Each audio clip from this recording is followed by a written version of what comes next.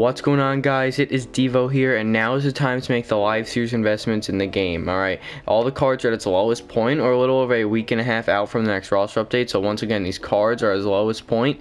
Now is the time to maximize your stub game by investing on a few of these cards. I'm going to give you a few in today's video, as well as the best way to go ahead and make millions of stubs with some investments. Alright, let's try and get 75 likes in this video. The sport recently has been really good, so I'm going to bump it up from 50 to 75. Try and get 75 likes on today's video. And if you're new here and you enjoy my content, smash the subscribe button. It's 100% free. We're on the road to 5,000 subscribers by July 6th.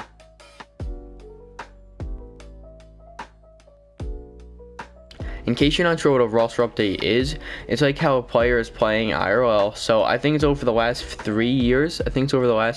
But like that third year doesn't matter too much as the season goes on. So basically the last two are really important. But if a player is playing good in real life, like take Jacob deGrom for example. Okay, every roster update seems like he's going up, and well deserved. He has a .56 ERA.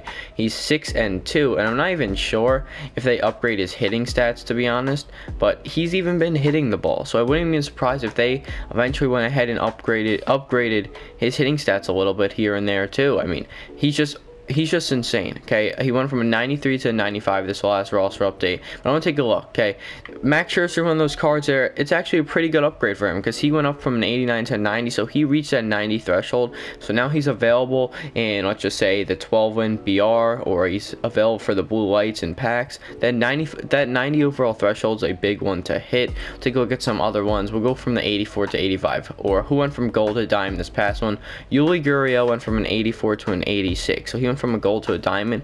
Let's say you invested on him back when he was like 2,200 stubs. You make 2,800 subs a pop at the minimum once he went diamond. Who else went diamond? Tyler Glasnow. He was a silver at the beginning of the year. If you went in on Tyler Glasnow as a silver at the beginning of the year, you probably made millions of stubs. He's up to a diamond now with the minimum quick sell of 5,000 subs for a diamond. So right there, that just shows you how much subs you can potentially make, as he started with a silver. Kevin Gausman, I think he started with a silver as well.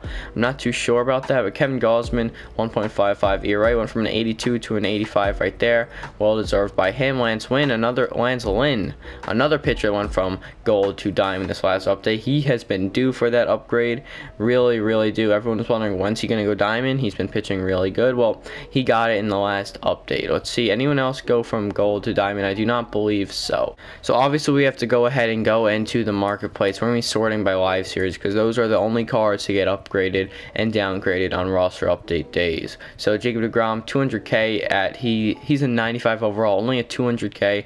He was at like 250, I believe, at one point. Check his marketplace. Yeah, he went up to 250 on 6/13. So I think that was probably the roster update. I'm not sure too much. Ron Acuna's up to a 94, so he could eventually go up to 95 as well. Tatis, Garrett Cole, all up to 92s. Judge up to a 91. As you can see, this 91, 30k. Max Scherzer, 18k. Even with that upgrade to a 90 overall, doesn't seem to help him out all that much with the price, which is kind of weird, because you'd expect the price to obviously go up if he's a 90 overall. But 19k, 20k for a 90 overall is pretty damn cheap. Now let's take a look at some cards right here.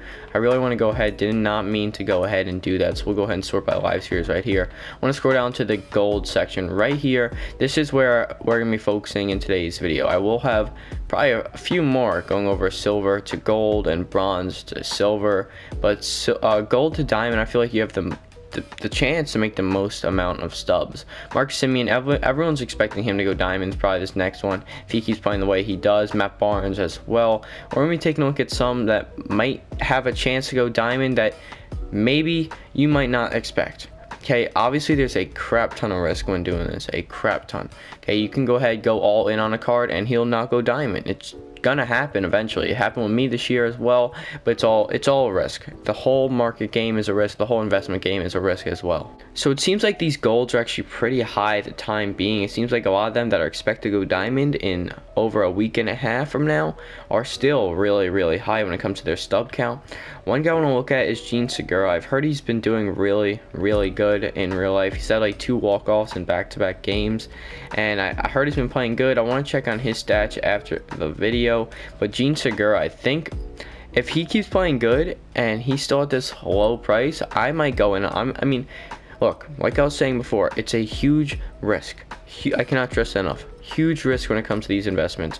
Definitely a huge risk, but the potential to make so much stubs is there. The potential to make so much stubs, you can make hundreds of thousands to even millions of stubs just by these investments, is there. Okay, so Gene Segura, let's say I went all in on him at 1,660. He went up to 5,000 stubs a piece. Let's just say he did. I mean, +2 overall is not that difficult at all to go ahead and go up. So that's an increase of 3,400 stubs at the minimum. You can quick sell diamond for 5,000 stubs. So let's say I made like 3,400 stubs a pop on Gene Segura. I went all in on 330K. I'm making more than double my stubs. I'm tripling my stubs. I'll probably be at like 1 million stubs if I went all in on Gene Segura's and he ended up going diamond next Friday. Jesse Winker's actually one guy I looked at last roster update back when he was at like 1,500, kind of the Gene Segura situation. I bought a few of Jesse Winker's, not sure if he was going to go diamond, but he did end up going like to 4,000 stubs, so I cashed out on him a little bit when Jesse Winker went up like that, and that's what you got to do. If, let's just say, let's go back to Gene Segura for a minute. Let's say I invested on him and he went up to 4,500 stubs. I'm cashing out. What am I going to make, an extra 500 a card? Doesn't matter. I'm still doubling to tripling my stubs that I put in on Gene Segura. Okay, don't be greedy when it comes to your profit. Don't be greedy at all. If Gene Segura gets up to 2,500, 3,000, he has a bad game, or he doesn't do too hot, or I don't know, I just don't think he's going diamond. In my gut feeling, I'm selling him. I'm cashing out. I'm not saying I'm investing in Gene Segura. I'm not saying you should either. But if you find a card you want to invest in, he's cheap, then eventually he shoots up. Okay, he has a good game. He shoots up, but you don't think he's enough to go diamond, cash out. Just be smart and cash out. That's what I did with Jesse Winker last time. He got a +1 overall. A +1 overall took him up to an 82. Everyone was saying, oh, he's going diamond. He was at like 4,500 a pop. And look where he is now. He's at 2,200 stubs a pop. Now let's take a look here. Shohei Otani's a weird one. Shohei Otani's a weird card in general because everyone knows he can hit. He's 100 power versus righty, 83 power versus left. He's also a really good pitcher, and he's playing up to an 87. He's constantly playing up to an 87, 88, 89, even a 90 with his inside edge. But the thing is with Otani, they don't seem to upgrade like hitting stats all too much. And I know Shohei Otani's a two-way player. I know he is, but I don't know. They just don't seem to upgrade his hitting stats all that much. Especially earlier in the year when he was tearing the cover off the ball. He was like leading the home. He had the most home runs in the AL at the time. I believe he had the most. I think it was like 7 or 8 at the time. They didn't upgrade his hitting stats at all. They didn't upgrade his hitting stats at all, especially not enough to give him a boost in overall, because I think he was a silver at the start of the year. I think he was a silver at the start of the year, and then he went to gold, and everyone's like, all right, he's going diamond. Or when he was a silver, people thought he was going to go diamond right away, and look where he is now. He's still only an 83 overall, and he's a much-deserved diamond in my books. I would definitely expect him to go diamond if they did him justice on his upgrades, but the way they upgrade him is just so weird, and it's a hard card to judge. So that's why I stay away from Shohei Otani, because you never know what you're expecting on any given roster update Friday. One guy I want to take a look at is Francisco Lindor, and everyone knows Lindor. Once you hear his name this year, it just bashed on. Everyone knows how bad he had. Everyone knows how bad of a year he had to start the season off, and it just wasn't too hot for Lindor. It was not too hot for Lindor. He was not hitting the ball well. New York was getting mad at him. They were booing him at his home stadium. It was not good for Lindor. Well, I know his stats off the top of my head. He's batting like 220 or 240 in his last 14 games, 3 home runs, decent amount of hits, decent amount of RBIs, because I am a Mets fan. I was looking at Lindor. But Lindor, he's at 1,050. So what I might do after this video, I might go ahead and just stock up on Lindor's. You're buying if you buy a bunch of them at 1,050, worst case scenario, okay, let's just say he goes below, like let's say there's no buy orders for him, say, so you can't even buy order it anymore. Okay, you just do sell orders. Okay, he's at $12.99. Even if he went down to 1,100, then you go ahead and quick sell. You take your 50 stub loss. You take your 50 stub loss on him on each card you buy, which isn't a big deal. It's not the biggest deal ever. It's not like you're buying him for 1,700 where he has a chance to go down to quick sell value. Even if nobody wants to put buy orders for Lindor anymore, and his buy order, like let's say this buy now price is at $12.99 right now. Let's say that goes down to what, 1,100. Let's say this sell now price goes down to nothing. There's no orders up. Just go ahead, you can quick sell them because it's only a 50 stub loss on each card. So that's what I'm probably going to do. Once again, everything's a risk. but this is a risk I like to take. These cards that are close to their minimum quick sell value, I like to take this risk. Simply for the fact is, the risk is controlled. The risk is controlled right there, where I know how much I could potentially lose, but I know how much I can potentially gain. Let's say he really lights up. He sparks up. He's going off. His hitting stats are so bad. Oh, I did not mean to go like that. One thing I want to look at with Lindor's card, he has diamond defense. Diamond defense, 87 fielding with 92 reaction. His defense is carrying his card. Look at his hitting stats. They are horrendous. They are so bad, and all it takes is a few upgrades with Lindor, and you can go ahead and potentially see him go diamond. You get a few upgrades to his hitting, and you could see that silver hitting turn to gold or even diamond and just boost his overall up to an 85. I'm not saying, trust me, I'm not saying he's getting to go to diamond this next Friday. I'm not saying that, but I'm saying maybe 2 weeks from now, let's say you go all in on 1,050 sub Francisco Lindors, you're quadrupling your stubs. You're making 4,000 stubs a pop. You're quadrupling your stubs. Next thing you know, I invest 300k, 330k. I'm up to 1.3 million stubs on Lindor, and the risk was what, losing what, 20k max, 20k, and that's max if he went down to quick sell value. Okay, losing 20k or making 900k.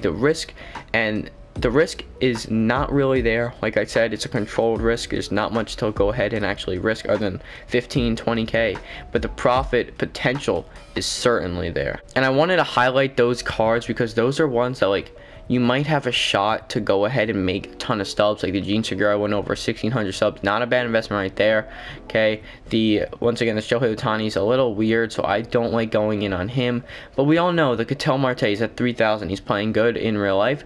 He obviously has a chance to go diamond. Okay, who else? Ramon Laureano playing pretty good IRL, but I don't think he goes diamond. Matt Barnes, once again, potential to go diamond. People thought he was going to go diamond last one. Expect him to go next Friday. I'm not telling you go and invest on any of these cards. It's all based on your knowledge, what you want to go ahead and do. But these are a few cards like Matt Barnes, Marcus Semien, Craig Kimbrell's doing really good. Craig Kimbrell, really good recently. I've heard a lot of good things about him. Zach Wheeler, another one. He could be going diamond for sure. Starting Marte as well. A bunch of cards that could go really to diamond easily. Jared Walsh, I don't know his stats. This is an interesting one. He's an 84 overall, so the thing is he only needs 1 overall to go up, and he's only 2,000 subs, so that's an interesting one. Jeff McNeil, yes, only 1,300 stubs, and I mean, it's just not worth it. I mean, 1,300 stubs, yeah, but does Jeff McNeil have what it takes to go diamond? I don't think so. One thing I want to go over before I end this video real quick is when it comes to live series investments, I've seen countless TikToks and videos going over this, and you just have it all wrong, okay? This number, you see how Ketel Marte is playing up to an 84 to an 87?